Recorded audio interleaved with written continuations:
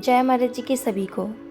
आपकी रहमतों के लाखों एहसान हैं मुझ पर, एक और कर दो कि सदैव आपका वफादार रहूं। लुट जाए चाहे मेरा सब कुछ ही इस दौर में, बस आपको अपना कहने का मैं हकदार रहूं। बस आपको अपना कहने का मैं हकदार रहूं। आज का विशेष अनुभव है, दिव्य अनुभव सच तो होंगे ही।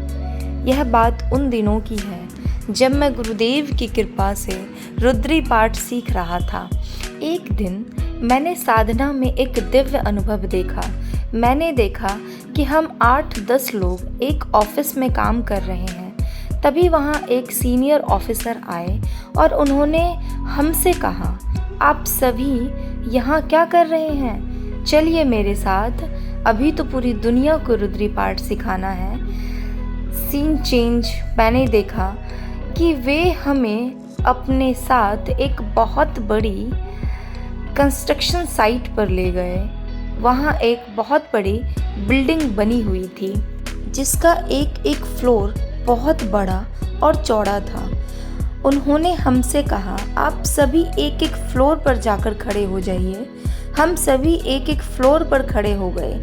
एक एक कंट्री का नाम बताते हुए बोले, आपने इस कंट्री के लोगों को रुद्री पाठ सिखाना है और यह कार्य बहुत ही शीघ्र करना है। इस कार्य के लिए यह तो आपको उस कंट्री में भेजा जाएगा या उस कंट्री के लोगों को यहाँ बुलाया जाएगा। वे सभी लोग यहाँ इस बिल्डिंग में रहेंगे। आपके पास टाइम ज़्यादा नहीं है, इसलिए आप लोग अभी से तैयारी में लग जाइए।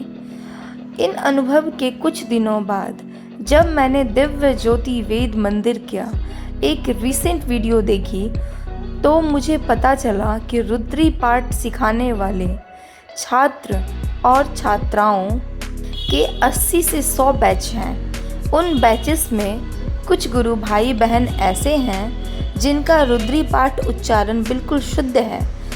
महाराज जी की कृपा से अब वे गुरु भाई बहन वैदिक स्कॉलर्स, वैदिक शिक्षक बन गए हैं। यह हम सभी के लिए बहुत खुशी की बात है। हमारे संस्थान में धीरे धीरे वैदिक स्कॉलर्स की संख्या बढ़ रही है। ये वैदिक स्कॉलर्स पूरी दुनिया को वेद मंत्र सिखाएंगे और वैदिक संस्कृति का प्रचार प्रसार करेंगे। अगले दिन की रुद्री की कक्षा में बिल्कुल ऐसा ही घटित हुआ। अच्छे से उच्चारण करने वाले वेद पाठी बाकी वेद पाठियों को सिखा रहे थे। मेरा विश्वास दृढ़ है कि शीघ्र ही पूरी दुनिया में रुद्री पाठ का प्रचार होगा, क्योंकि गुरु महाराज जी ने अनेक अनुभव करवाए हैं, वे सच तो होंगे ही।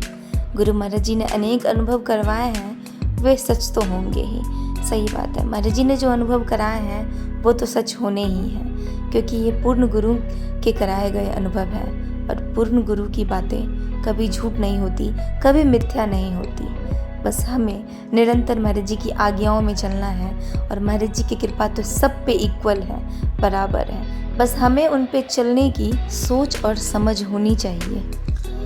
दर्द एक संकेत है कि तुम जिंदा हो, समस्या एक संकेत है कि तुम मजबूत हो, प्रार्थना एक संकेत है कि तुम अकेले नहीं हो। जय महाराज जी की आप सभी को।